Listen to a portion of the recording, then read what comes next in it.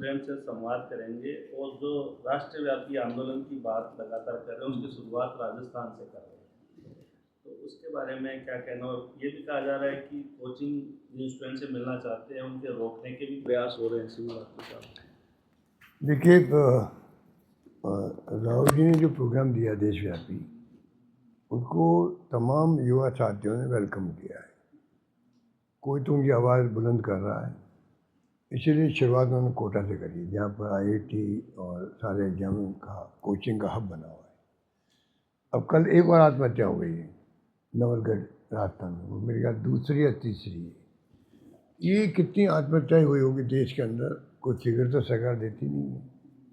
तो बड़ी गंभीर स्थिति बन गई है कि एसएससी का भी और जो आपका नीट का भी, जिस प्रकार से एक के बाद एक पेपर लीक हुए हैं और विश्वास समाप्त हो गया है, तो आप सोच सकते हो कि कितना बड़ा इश्यू बन गया देशव्यापी। और उसी को मैसेज देने के लिए सरकार को एक इस्तीफा मांगा शिक्षा मंत्री का, वो ये नहीं दिला पा रहे। ये डेमोक्रेसी में तो पहला काम होता है कि पब्लिक ओपिनियन पॉपुलर डिमांड करती है तो उसमें कुछ एक्शन होता है, ये नहीं करते, दुर्भाग्य देश का। तो तमाम तरह के जो इनके कारनामे हैं सरकार के, एनडीए गवर्नमेंट के और बीजेपी की विशेष रूप से, वो यही है कि इलेक्शन कमीशन हो, जुडिशरी हो, एजेंसी सीबीआई, ईडी या इनकम टैक्स हो। इलेक्शन कमीशन तो एजेंट की तरह हो गया है। आपने देखा बंगाल में और बिहार में क्या हुआ। तो ये स्थिति जो बनी है, ये धीरे धीरे बहुत खतरनाक बनती जा रही है देश के अंदर, बहुत खतरनाक बनती जा रही है। डेमोक्रेसी कहाँ रहेगी। और ये बात कहते हैं कि कांग्रेस मुक्त भारत या विपक्षी पार्टियों को समाप्त कर दो, तो बिना प्रतिपक्ष के पक्ष क्या होगा। तो ये बातें सब समझते हुए जानबूझ करके ये स्थिति पैदा करना चाहते हैं, जिससे कि एक पार्टी के राज चलता रहे, नाम मात्र की डेमोक्रेसी हो। जैसे चाइना के अंदर तो डेमोक्रेसी है ही नहीं, और वहाँ भी विपक्ष की पार्टी नाम मात्र की है और इलेक्शन कमीशन भी होगा। तो ये स्थिति इस देश में नहीं बननी चाहिए। मैं जो बार बार कहता हूँ युवाओं को, छात्रों को, आप राजनीति में आइए, विचारधाराओं को समझिए सब जगह। ये वक्त आ गया है, बहुत संकट की घड़ियाँ देश के अंदर है। माहौल ऐसा है कि कोई विरोध प्रदर्शन कर दे पानी को लेके। अब जोधपुर में पानी को लेके प्रदर्शन किया, एफआईआर दर्ज होगी, दवा के अंदर मंत्री का इलाका है, कानून मंत्री का 144 लग गई पानी को लेके। जो हालात बन गए जोधपुर के अंदर, जोधपुर शहर में 144 लगा दी है, डर के मारे आंदोलन बड़े नहीं हो जाए। बीकानेर में तो बीजेपी वाले खुद गए थे बिजली को लेके मांग करने के लिए, तो जाके वहाँ एडिशनल एसपी ने धमका दिया उनको भी, वहाँ बहस हो गई, वो कि हम धरना दे देंगे यहाँ पर। तो जिस प्रदेश में स्थिति हो कि अक्रॉस द पार्टी लाइन भी लोग सड़कों में आने लग गए, बीजेपी तो शासन में है, अगर वो आए होंगे तो क्या बेहतरी होगी। मेरे पास तो लोग मिलना आते हैं, वो क्या क्या किस्से कहानी बताते हैं, पानी को लेके, बिजली को लेके त्राही त्राही मची हुई है, और सरकार की नींद खुल नहीं रही है। उनको एहसास भी नहीं कि वास्तव में प्रॉब्लम भी है, क्योंकि अनुभव की कमी है। अनुभव का विकल्प नहीं होता, इसलिए मैं बार बार कहता हूँ। और इसलिए परवाह नहीं कर रहे हैं, बल्कि उल्टा कहते हैं कोई समस्या ही नहीं है। आप स्वीकार तो करो इस समस्या, हम कोशिश कर रहे हैं, प्रयास कर रहे हैं ठीक करने की, तब भी जनता के चलो सरकार प्रयास कर रही है। इनकी अप्रोच बिल्कुल नेगेटिव अप्रोच है, संवेदनहीन लोग हैं ये लोग, मेरा मानना है। और यही तरीका इन्होंने अपना रखा। बढ़ते बढ़ते देखिए आप, मीनाक्षी नटराजन का पर्चा ही खारिज कर दिया। कहाँ जा रहा मुल्क। स्पीकर साहब के एरिया में राहुल गांधी जी आ रहे हैं, उनको वेलकम करना चाहिए। जो उनके हाउस के जहाँ वो स्पीकर है, उस हाउस का नेता प्रतिपक्ष आ रहा है, तो स्वागत करने की बात तो कहीं गई। ऐसा मैसेज दे दिया कि ओम बिरला के खिलाफ है, कोई नहीं जाए वहाँ पर। उनको स्थिति स्पष्ट करनी चाहिए। ये नौबत क्यों बनी, किसके इशारे पे आप ये शुरुआत वहीं से हो रही है देश की। राहुल गांधी जी के अभियान की शुरुआत कोटा से राजस्थान से हो रही है। वो ट्रेन से आ रहे हैं, और आप कह रहे हो कोचिंग कोचिंग संस्थाओं को, उनको धमकी दे रहे हो कि आपके तो कई कमी है आपके इंस्टीट्यूशन में, और नतीजे भुगतने को तैयार रहो। अगर ये स्थिति बनती है स्पीकर खुद के लोकसभा क्षेत्र में, तो पूरे मुल्क में क्या संदेश जाएगा? डेमोक्रेसी है यहाँ पर? तो ये मामला जो है, कल मैंने ट्वीट भी किया इसके लिए, वो एक्स किया था कि ये शोभा नहीं देता है स्पीकर को कि आप इस प्रकार की स्थिति पैदा करें कि लोग भय भय में भय भय दिमाग में बैठ जाए, पता नहीं क्या होगा हमारी संस्थाओं का। तो ये अच्छी बातें नहीं है। तो ये तो सैकड़ों बातें हैं। कोई खड्डा लेकर के आंदोलन कर ले तो उसकी एफआईआर दर्ज हो जाती है। आप राष्ट्रद्रोही हो, देशद्रोही हो, स्टेट द्रोही हो, कुछ भी कह दीजिए आप। तो ये स्थिति मैं पहली बार देख रहा हूँ देश के अंदर, जो कि बहुत नाजुक स्थिति है। ये देश की दिशा में जा रहा है, कोई नहीं जानता किस दिशा में जाएगा, किसी को नहीं मालूम है। ऐसे हालात में हम आ गए हैं, और उसका गवाह है सोशल मीडिया भी। जो मैं देखता हूँ कि अच्छे अच्छे वहाँ जो पत्रकार, साहित्यकार, लेखक, बुद्धिजीवी हैं, वो जब आपस में डिस्कशन करते हैं तो पूरा देश उनको सुन रहा है, समझ रहा है कि ये जो बोल रहे हैं इन बातों में दम है। पर दुर्भाग्य से दबाव में है मेन स्ट्रीम मीडिया, इसलिए इशू नहीं बन पा रही। मेरा आरोप है, चाहे बुरा मानो चाहे कुछ समझो, पर ये स्थिति बनी हुई देश के अंदर। उनको निकलना चाहिए इस दबाव से, जो दबाव सहन कर लिया 12 साल तक। अब वक्त आ गया कि आप निकलो दबाव से, क्योंकि इतिहास आपको ही माफ़ नहीं करेगा। ये मेरा मानना है। जोधपुर इशू आपने बताया, केंद्रीय मंत्री कहेंगे अशोक गहलोत जिम्मेदार है पानी की। ये तो एक जुमले की तरह हो गया। जिस व्यक्ति ने पानी से 200, उनको पता ही नहीं कि पानी कहाँ से आ रहा है, किस पॉइंट से आ रहा है, कैसे आया होगा। तो 100 चक्कर लगाए होंगे मैंने वहाँ पे, जैसे मेरे बॉर्डर से लगा के जोधपुर तक के, जब वो बन रही थी, कैनाल बन रही थी। तो इनको क्या पता? तो उनको मैं क्या जवाब दूँ?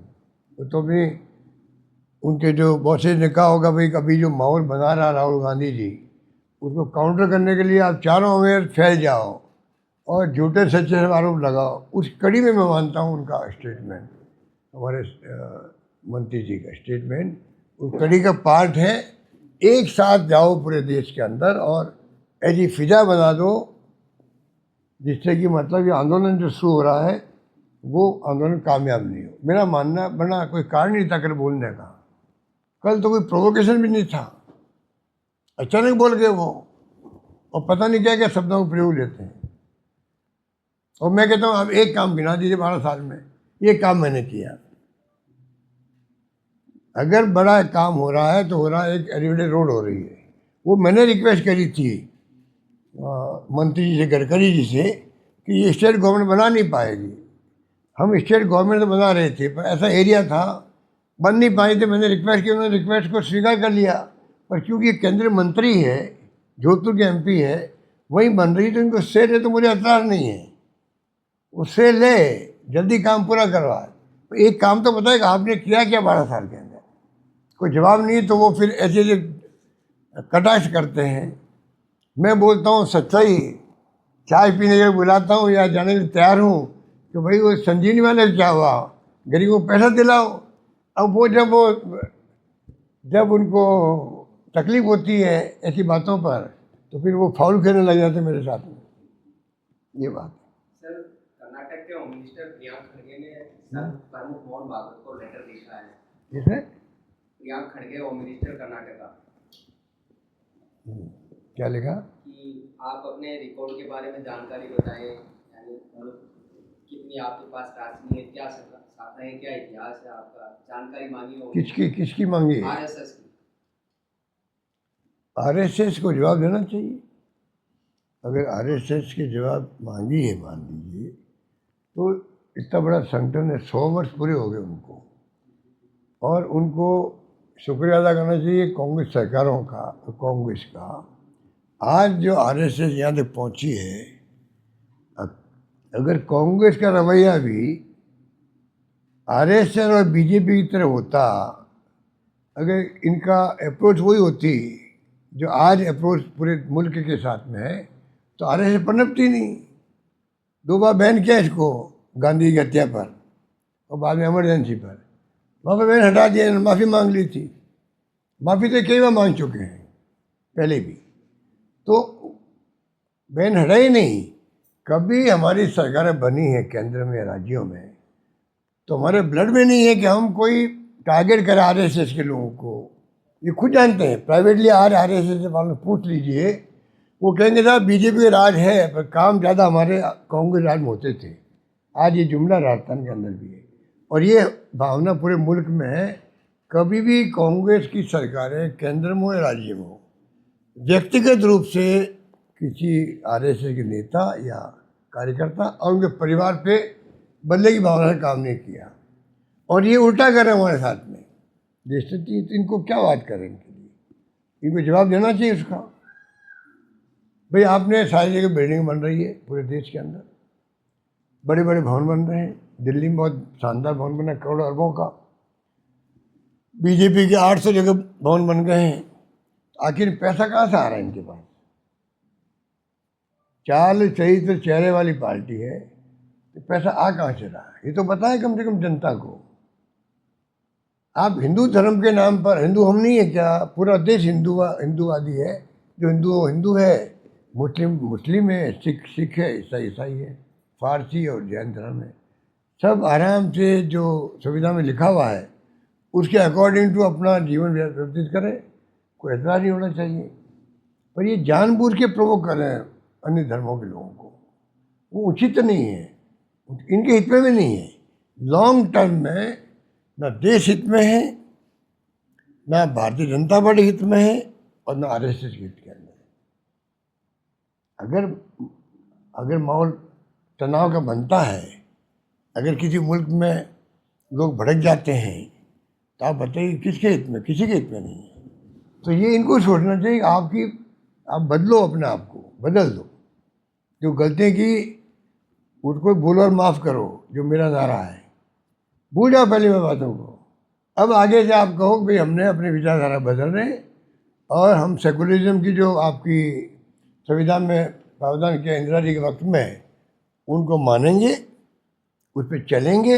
ये उनका बदलाव होना चाहिए। राज्य में 3 बार चुनाव जीत गए हो देश से, जिस देश में डेमोक्रेसी है तब जीते आप। और डेमोक्रेसी के लिए तो इंदिरा गांधी जी ने जान दे दी, राजीव गांधी ने जान दे दी, पर देश को एक बार अखंड रखा, टूटने नहीं दिया, खालिस्तान नहीं बनने दिया। आपको अपनी विचारधारा बदलनी चाहिए, बीजेपी को अपनी विचारधारा बदलनी चाहिए। अब राज्य में आ गए आप लोग, तो 50 साल तक 60 साल तक विपक्ष में थे, तो कांग्रेस ने आपके साथ वो व्यवहार नहीं किया जो आज आप कांग्रेस वालों के साथ व्यवहार कर रहे हो, या विपक्ष के साथ व्यवहार कर रहे हो। बहुत खतरनाक व्यवहार कर रहे हो। ईडी जा रही है, इनकम टैक्स जा रही है, CBI जा रही है, और आपका जो 0.2% है वो आपका कन्विक्शन रेट 0.2%। पार्लियामेंट में जवाब दिया मेरे ख्याल से उन्होंने, 0.2%। इसका मतलब क्या है?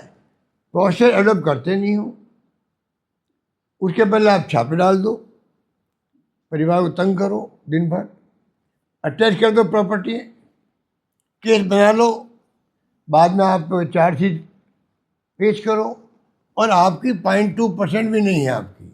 सैकड़ों आपने, पता नहीं सैकड़ों हजारों कितने इन्होंने छापे डाल दिए देश के अंदर। और वॉशिंग मशीन इनके पास में। जो नेता करप्ट कहते हो, आप खुद करप्ट करते हो। प्रधानमंत्री खुद ने कहा अजीत पवार को करप्ट, और 2 दिन बाद में ले लिया, पार्टी में भी वित्त मंत्री बना दिया, डिप्टी सीएम बना दिया। ये तो एग्जाम्पल ऐसे हैं जो पूरा मुल्क देख रहा है, इनको देख रहा है। इसलिए मैं थोड़ा चिंतित हूँ कि देश में होगा क्या होगा अगर यही हालात रहे। तो बंगाल के चुनाव में देख लिया, बंगाल की तरह 2.5 लाख लोग भेज दो आप वहाँ पे, फोर्सेज के, पैरामिलिट्री फोर्स के, और उनके कार्यकर्ता गुंडागिरी करने लग जाए चुनाव के पहले, चुनाव के बाद में। काउंटिंग में मैंने कभी नहीं सुना है गुंडागिरी होते हुए। पहली बार बंगाल में काउंटिंग करने वाली लड़के थी यंग, और मेरे ख्याल से ममता जी खुद के ऊपर भी बदतमीजी की गई, ये सब खबरें आ रही थी। ऐसा मैंने कभी देखा नहीं। काउंटिंग ऐसी चीज़ होती है, भाई जीत हार हो गई, अब तो वहाँ भी आप नहीं चूके, ये स्थिति इन लोग की। तो इसलिए मैं चिंतित हूँ कि भाई देश की दिशा में जा रहा है। राहुल गांधी जी लगातार पार्लियामेंट के अंदर भी बाहर भी विपक्ष के नेताओं के नाते अपनी भूमिका अदा कर रहे हैं। इनके दिलों में है ही नहीं कि भाई विपक्ष भी कोई चीज़ होती है। आप चुनाव जीत के आए हो, सरकार बनी है, तो विपक्ष भी चुनाव जीत के आया है और विपक्ष की भूमिका अदा कर रहा है। आप क्यों नहीं उनको, आप उनकी बात को समझो, सुनो, मानो नहीं मानो आपकी मर्जी है, पर बातचीत तो करो। कम से कम सुझाव क्या दे रहा विपक्ष आपको, विपरीत पार्टियाँ क्या बोल रही है, वो तो सब आपने तोड़ दिया। आपने यहाँ तक कर ली बेईमानी। आपने जो संविधान संशोधन ला रहे थे, एक मांग थी खड़गे साहब की, राहुल जी की, भाई आप ऑल पार्टी मीटिंग बुला लो। मैं 50 साल से देख रहा हूँ, ऑल पार्टी मीटिंग बुलाने का मतलब क्या, भाई सबकी सलाह कर लो, करो आप अपनी मर्जी की, सरकार आपके पास में। वो नहीं बुलाई उन्होंने, और अलग अलग पार्टियों को बुला करके उनको समझाया गया, बातचीत की गई और भ्रम पैदा दिया कि सब पार्टी साथ में। फिर मुँह की खानी पड़ी पार्लियामेंट के अंदर इनको। ये नौबत क्यों आई? उन्होंने कहा अब चुनाव हो रहे हैं बंगाल में, तमिलनाडु में, उसके बाद आप मीटिंग पार्लियामेंट सेशन बुला लो। आपने वो भी नहीं बुलाया। तो ये जो डेमोक्रेटिक पैटर्न है या जो डेमोक्रेटिक परंपराएं तोड़ के राजनीति कर रहे हैं, 47 की बात कर रहे हैं। 47 तो कौन जिंदा रहेगा पता नहीं। 2047 वो सपना देख रहे हैं। आप बताइए, जनता को इस प्रकार गुमराह कर करके आप कब तक चुनाव जीतोगे? चुनाव जीतने ही मकसद है कि आपका खाली देश का फ्यूचर का सवाल नहीं है आपके दिमाग के अंदर।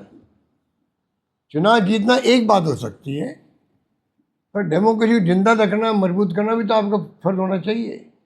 जो आप निभाने की बजाय कमजोर कर रहे हो डेमोक्रेसी को, ये मेरा मानना है। तो इंदिरा गांधी को लेकर आपने जो बयान दिया, उस पर नई डिबेट हुई है। भाजपा में के कई नेता इस पर बोले हैं, घनश्याम तिवारी बोले हैं, दिया कुमारी ने कहा है, घनश्याम तिवारी जिनको आप कभी कांग्रेस में लेके आए थे, वो आपका काउंटर कर रहे हैं। देखिए, जितने लोग बोल रहे हैं ना, ये खुद नहीं बोल रहे हैं, इनको बुलवाया जा रहा है ऊपर से।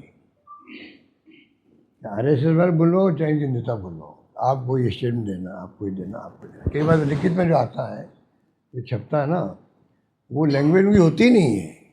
इनमें के अच्छे लोग हैं जो लैंग्वेज में जानता हूँ कि लैंग्वेज क्या है, वो लैंग्वेज बदली जाती है, समझ जाते हैं भाई ये तो ऊपर से लिख के आया है, इतनी दे रहे हैं स्टेटमेंट। नंबर 1 बात। नंबर 2 बात, मैंने क्या कहा, जो कानून की बात मैंने कही, पूरे देश में डिस्कशन हो रहा है, अच्छी बात है।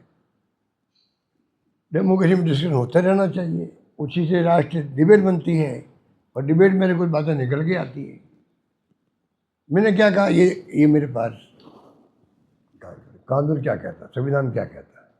आप भी संविधान की बात करते हो, राहुल गांधी कहते हैं कि संविधान की रक्षा करो, आप संविधान की धज्जियां उड़ा रहे हो। ये देख लीजिए आप, आपके तो सब लग रहे कैमरे।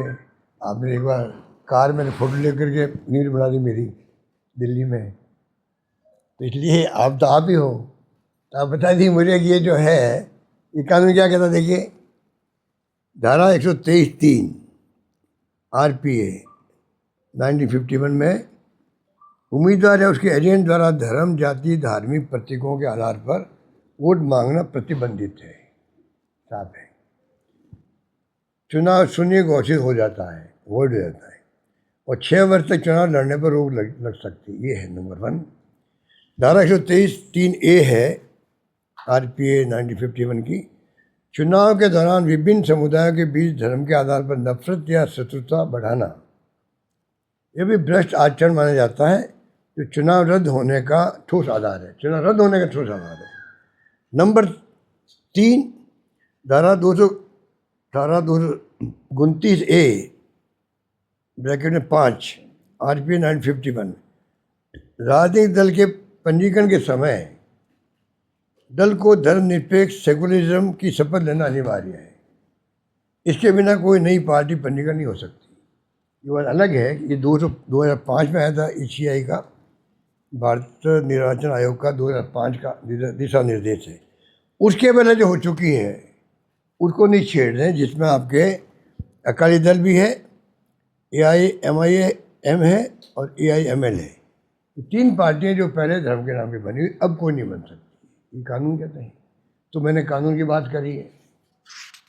और आप देखिए, फैसले देखिए आप, 1955 के अंदर 1995 के अंदर चुनाव को शिवसेना उम्मीदवार